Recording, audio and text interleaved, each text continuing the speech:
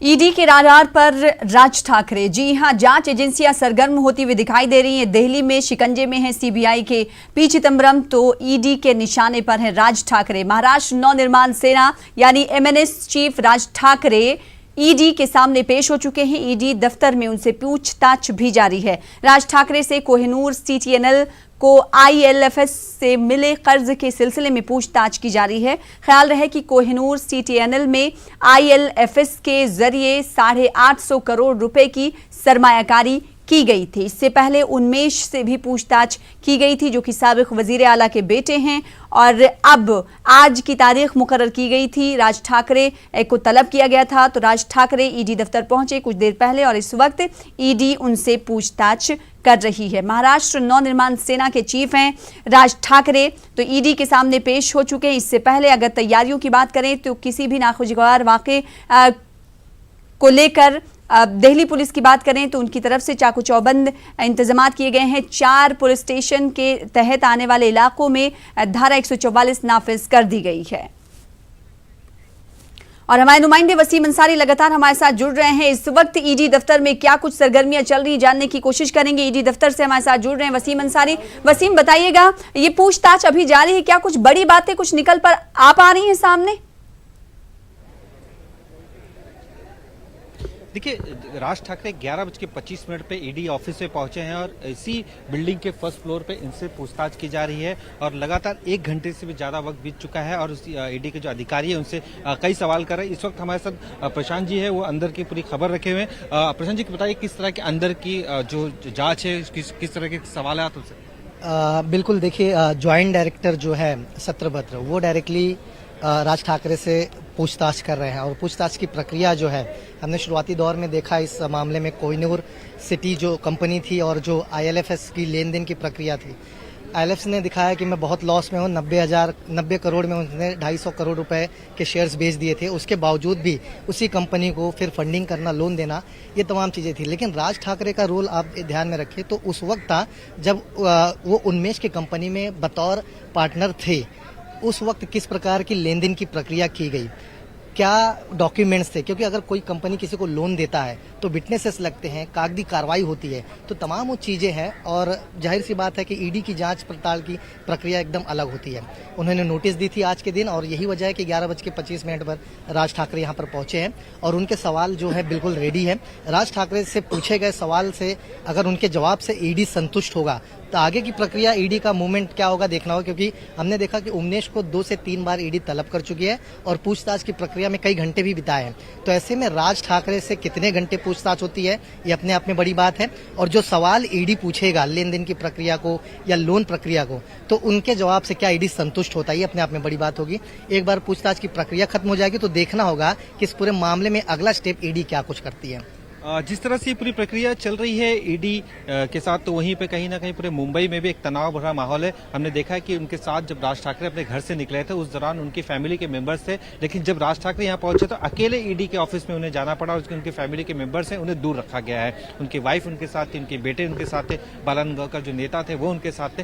किसी को भी अंदर आने की अनुमति नहीं दी गई थी। ये जो पूरा मामला है काफी पुराना मामला होने की वजह से हो सकता है कि और भी वक्त लगे कि इन 7-8 सालों में किस तरह से ट्रांजेक्शन हुए हैं, इसे लेकर किस तरह से चर्चा की गई थी। जब ये 2 पार्टनर 2 कंपनियां बनती है उस दौरान राज ठाकरे का क्या इन्वॉल्वमेंट था, ऐसे कई सवाल वहां पे रखे जा सकते हैं। और जिस तरह से ये पहली बार उन्हें बुलाया गया है इस जांच के बाद, और भी सवालात उनके सामने खड़े हो सकते हैं। आने वाले दिनों में हो सकता है कि राज ठाकरे और भी 1-2 बार तलब किया जा सके, लेकिन फिलहाल ईडी की तरफ से पूरी तरह से पूछताछ अब भी शुरू है और 1 घंटे से ज्यादा वक्त लग चुका है और भी वक्त लग सकता है। जी सर। जी, जाहिर सी बात है। और अगर वसीम बात की जाए सीबीआई की, तो हमने देखा कि शिकंजे में है पी चिदंबरम और सीबीआई और ईडी पी चिदंबरम के केस के हवाले से ये कहती हुई नजर आई कि वो कोऑपरेट नहीं करते हैं।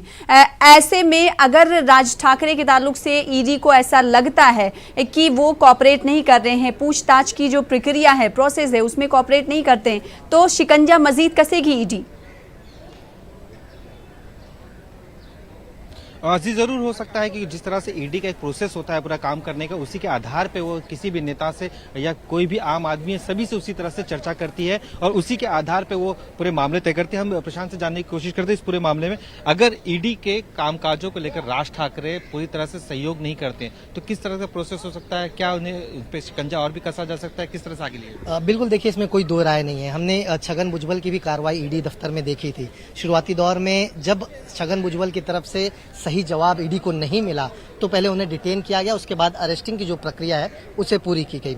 मैंने जिस तरह से कहा कि ईडी का सिंपल सा होता है प्रोसेस, आपको नोटिस दिया जाता है, आप नोटिस में आ गए तो आपसे जो उनके पास सवाल की लिस्ट है, उनके पास जो जानकारी है वो आपसे पूछते हैं। अगर आपके जवाब से वो संतुष्ट हैं और वो जो जवाब होता है वो सत्य होता है तो उनकी कार्रवाई जो है अलग मूवमेंट में चली जाती है। लेकिन अगर आपके सवालों के जवाब से ईडी संतुष्ट नहीं है तो उनका बेसिक सा प्रोसेस होता है कि एक दो बार आपको फिर तलब करेंगे, उसे क्रॉस वेरीफाई करेंगे। उसके बावजूद भी उन्हें लगा कि कहीं ना कहीं अगर सवालों को आप घुमा रहे, सही जवाब नहीं दे रहे हो तो वो आपको डिटेन करेंगे। डिटेन के बाद वो अरेस्टिंग दिखाती है। सिंपल सा प्रोसेस है ईडी का। सस्पिशियस मूवमेंट लगा, पूछताछ की प्रक्रिया मतलब सस्पिशियस मूवमेंट, वहां जैसे सस्पिशियस लगा वैसे आप डिटेन हो गए। तो इसी प्रोसेस को लेकर उन्मेष को भी उन्होंने 2-3 बार तलब किया है, पूछताछ की प्रक्रिया पूरी की है। ऐसे में राज ठाकरे का पहला दिन है, 1 घंटे के ऊपर का वक्त बीत गया है। जो सवाल की लिस्ट है लेन देन की, फिर उसके बाद वो वहां पर पार्टनर थे, कब उन्होंने पार्टनरशिप छोड़ी थी, क्योंकि राज ठाकरे ने स्पष्ट कर दिया था कि उन्होंने वहां से पार्टनरशिप गिरी छोड़ भी दी थी। तो तमाम वो सवालात हैं जो रेडी है। देखना होगा कि किस तरह से राज ठाकरे अपना जवाब देते हैं। ईडी क्या उनके जवाबों से संतुष्ट होती है या ईडी को लगता है कि 1-2 बार और राज ठाकरे को बुलाना चाहिए। तो तमाम चीजें हैं वो तभी स्पष्ट हो पाएंगी जब आज एक बार पूछताछ की प्रक्रिया खत्म हो जाती है। फिर उसके बाद देखना होगा कि ईडी क्या कुछ और आगे स्टेप उठाती है। तो ये सारी चीजें हमें इंतजार करना एक बार जब पूछताछ की प्रक्रिया खत्म हो जाएगी। आज 2008 में राज ठाकरे ने अपनी जो पार्टनरशिप है वो खत्म कर दी थी, उनका ये कहना था। तो ऐसे वक्त में ये काफी लंबा पीरियड हो गया था, उसके बाद ही लोन की प्रक्रिया शुरू हुई थी, इस तरह का उनका कहना है। तो लेकिन जिस पूरे मामले क्या तथ्य है ये बाकायदा ईडी जानने की कोशिश कर रही है। उसके जानकारी मिलने का जो पूछताछ होगी इस प्रक्रिया के बाद ही वो डिसाइड करेगी कि आगे कार्रवाई किस तरह से करना है। अगर उन्हें लगता है कि इस पूरे मामले में किसी तरह से और भी जांच करने की जरूरत है, इसके बाद वापस बुलाया जाएगा। उस दौरान अगर किसी तरह से उन्हें शक होता है या फिर और भी चीजें होती तो आगे का प्रोसेस किया जाएगा। फिलहाल तो ये उम्मीद जताई जा रही है कि आज पहला दिन है, राज ठाकरे को बुलाया गया, तो कई सवाल हैं जो उनके सामने रखे जाएंगे, लेन देन को रखे जाएंगे, किस तरह से पार्टनरशिप की थी उसे लेकर रखे जाएंगे। लेकिन इसे लेकर कहीं ना कहीं राजनीति महाराष्ट्र में जरूर गर्माती हुई नजर आ रही है। विधानसभा चुनाव महज 2 महीने बाकी हैं, अक्टूबर महीने में चुनाव हो सकते हैं। तो ऐसे वक्त में राज ठाकरे ने जिस तरह से ईवीएम मशीन को लेकर बीजेपी सरकार पर निशाना साधा था, तो उनके नेताओं का भी ये कहना था कि कहीं ना कहीं पॉलिटिकल प्रेशर बनाने की कोशिश यहाँ पे की जा रही है। जिस तरह से उद्धव ठाकरे ने कल राज ठाकरे का समर्थन किया था, उनका साफ तौर पे कहना था कि ईडी के जो जांच है इस जांच के दौरान राज ठाकरे क्लीन हो जाएंगे, इसमें कुछ नहीं निकलने वाला। उन्होंने संकेत साफ तौर पे दे दिए थे। तो पूरा विपक्ष उनके साथ नजर आ रहा है और मुख्यमंत्री ने भी इस मामले पर साफ कर दिया कि राजनीति ना हो, जो जरूरत है उसी के आधार पर। जब किसी चीज का आपने कोई लेन देन नहीं किया तो आपको किस बात का डर है, इस तरह की बातें रखी थी। लेकिन फिलहाल इस मामले को लेकर मनसे के जो कार्यकर्ता हैं वो काफी आक्रामक नजर आ रहे हैं। मुंबई के कई इलाके हैं जहां तनाव भरे हुए हैं। मुंबई के 4 पुलिस थाने हैं जिन्हें अलर्ट कर दिया गया है, जिसमें मरीन ड्राइव है, शिवाजी पार्क है, दादर, ये सारे पुलिस थाने वहां पे सभी को अलर्ट कर दिया गया। तो मनसे कार्यकर्ताओं पर पूरी तरह से नजर रखी है, कुछ नेताओं को अरेस्ट भी किया गया है। तो एक पूरी माहौल यहाँ पे साफ तौर पर महाराष्ट्र में दिखाई दे रहा है। जब तक राज ठाकरे यहाँ से निकलते नहीं, इसी तरह से तनाव भरा माहौल यहाँ पे हो सकता है। वसीम, जिस तरीके से आपने कहा कि एमएनएस के कई कारकुनों को, कार्यकर्ताओं को हिरासत में भी लिया गया है कि हालात खराब ना हो, और इससे पहले हमने देखा था कि जब पेशी के लिए वक्त का तयन किया गया और उसके बाद जब राज ठाकरे ने अपील की अपने एमएनएस के कारकुनों से कि कोई किसी तरह का कोई दंगा, किसी तरह की तोड़फोड़ और किसी तरह का तशद्दुद आपकी जानिब से या प्रोटेस्ट नहीं किया जाना चाहिए, क्या उनके अपील का असर होता हुआ दिखाई दे रहा है या फिर लॉ एंड ऑर्डर को देखते हुए कानून और साथ ही साथ जो मुंबई पुलिस के जवान जो हैं वो सख्त सिक्योरिटी का बंदोबस्त है वहाँ पर, इसकी वजह से कार्यकर्ता वहाँ पर नहीं पहुँच पा रहे हैं?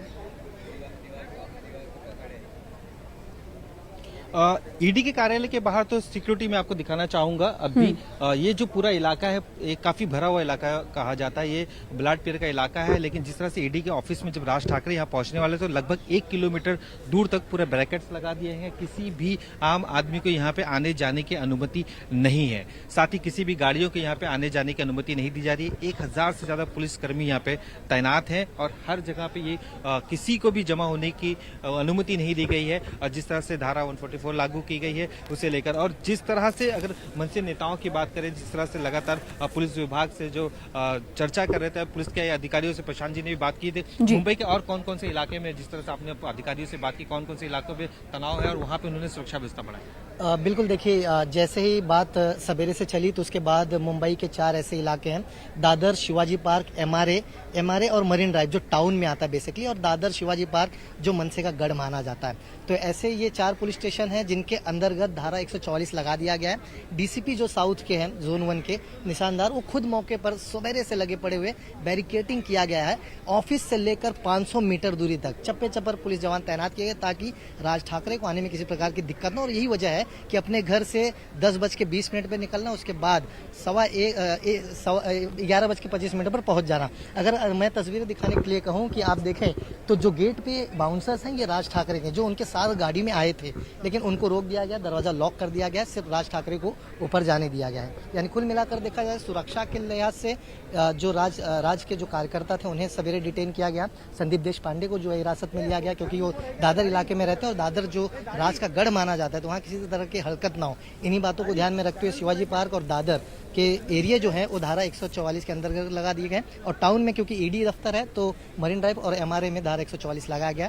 फिलहाल जांच और पूछताछ की प्रक्रिया शुरू हो रही, देखना होगा कि कितने घंटे तक पूछताछ होती है और क्या कुछ पूछताछ में सामने आता है।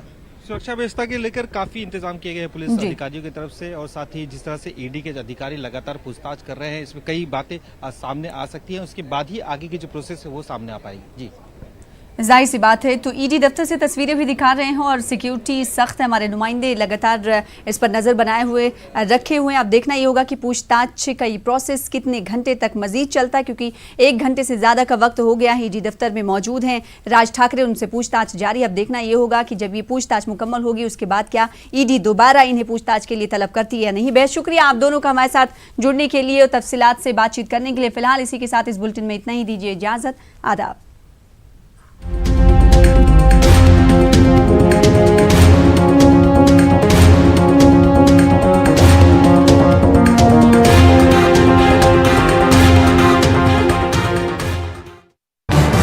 इस न्यूज हेडलाइंस के